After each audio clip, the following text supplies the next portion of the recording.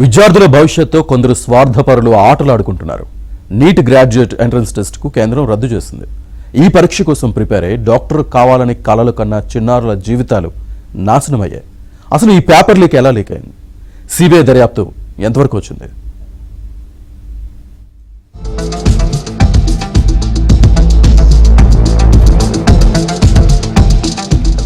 Neat paper leak అయిందని వార్తలు రావడంతో కన్ఫర్మ్ చేసుకున్న నేషనల్ టెస్టింగ్ ఏజెన్సీ ఎన్టీఏ పరీక్షను రద్దు చేసింది. మే 3న నిర్వహించిన ఈ పరీక్షను కేంద్ర ప్రభుత్వ ఆమోదంతో రద్దు చేసినట్లు ఎన్టీఏ పేర్కొంది. ఈ పరీక్షను మళ్లీ నిర్వహిస్తామని స్పష్టం చేసింది. ఎప్పుడు నిర్వహిస్తారన్నది చెప్పలేదు. రాజస్థాన్లో పేపర్ లీకేజ్ కు సంబంధించి వార్త రావడంతో ఈ నిర్ణయం తీసుకుంది. ఎంబీబీఎస్ లాంటి మెడికల్ కోర్సుల్లో ప్రవేశాలకు నిర్వహించే నీట్ పరీక్షకు ఈసారి 22 లక్షల మంది హాజరయ్యారు. పరీక్ష రద్దవడంతో మళ్లీ వారంతా రాయాల్సి ఉంటుంది. ఇందుకోసం కోచింగ్ సెంటర్ల చుట్టూ తిరగాల్సిందే. నీట్ ఇప్పుడొక వేలంపాటగా మారిపోయిందని ప్రతిపక్ష నేత రాహుల్ విమర్శించారు. ఎంతో కష్టపడి చదివి పరీక్షకు సిద్ధమైన విద్యార్థుల భవిష్యత్తును నాశనం చేశారని ఆరోపిస్తున్నారు కాంగ్రెస్ నేతలు. పేపర్ లీక్ వ్యవహారంలో దోషులపై కఠిన చర్యలు తీసుకోవాలని ప్రభుత్వాన్ని డిమాండ్ చేశారు. అటు ఈ వ్యవహారంపై దర్యాప్తును సీబీఐకి అప్పగించింది కేంద్ర ప్రభుత్వం. నీట్ మళ్లీ రాయటానికి కొత్తగా రిజిస్ట్రేషన్ చేసుకోవాల్సిన అవసరం లేదని, ఎలాంటి అదనపు రుసుము వసూలు చేయబోమని ఎన్టీఏ చెప్పింది. నీట్ రీ ఎగ్జామ్ కోసం పరీక్షా కేంద్రాలను కూడా మార్చబోమని తెలిపింది. పారదర్శకత కోసం పరీక్షను మళ్లీ నిర్వహిస్తున్నామని చెప్పింది కేంద్ర ప్రభుత్వం.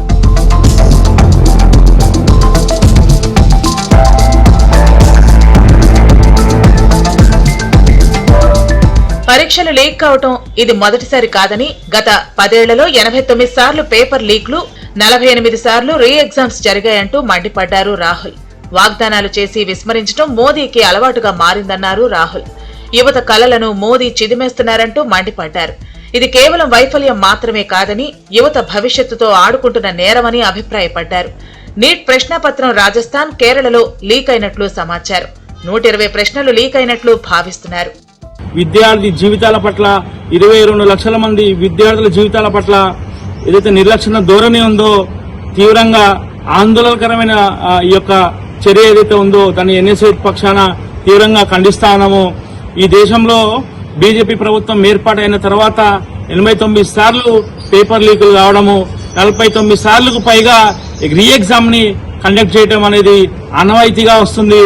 పేపర్లను అంగట్ల సరుకుల్లాగా బీజేపీ పాలిత రాష్ట్రాలలో కేంద్ర ప్రభుత్వంలో అమ్ముకోవడం అనేది చాలా హీనమైన చర్య అని చెప్పేసి ఈ సందర్భంగా తెలియజేస్తూ, కేంద్రంలో ఉన్నటువంటి ధర్మేంద్ర ప్రధాన్ మరియు ఎన్టీఏ నేషనల్ టెస్టింగ్ ఏజెన్సీ దీన్ని బాధ్యత వహిస్తూ వెంటనే రాజీనామా చేయాలని చెప్పేసి డిమాండ్ చేస్తా ఉన్నాం. అయితే నీట్ యూజీ 2026 ప్రవేశ పరీక్ష ప్రశ్నాపత్రం లీకేజీకి సంబంధించి కీలక విషయాలను సీబీఐ బయటపెడుతోంది. ఈ ప్రశ్నాపత్రాన్ని నీట్ పరీక్షకు వారం రోజుల ముందు రాజస్థాన్ కు చెందిన 2 సోదరులు ఓ వైద్యుడి నుంచి కొనుగోలు చేసినట్లు దర్యాప్తులో వెల్లడైంది. ఈ లీక్ ను బయటపెట్టింది సికార్లోని ఓ హాస్టల్ యజమాని అని పోలీసు వర్గాలు చెబుతున్నాయి.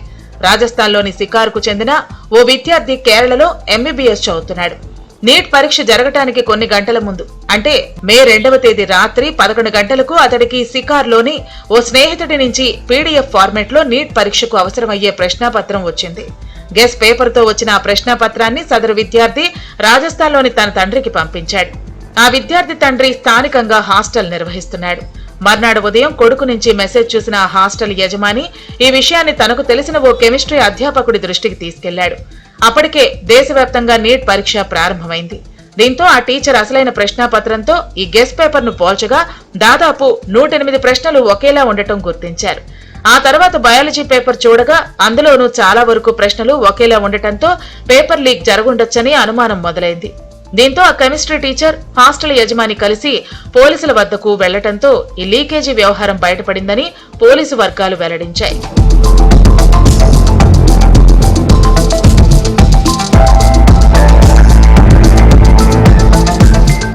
తొలుత ఈ వ్యవహారంపై కేసు నమోదు చేసేందుకు సికార్ పోలీసులు నిరాకరించారు. దీంతో ఆ హాస్టల్ యజమాని, కెమిస్ట్రీ టీచర్ కలిసి నేషనల్ టెస్టింగ్ ఏజెన్సీకి మెయిల్ పంపించారు.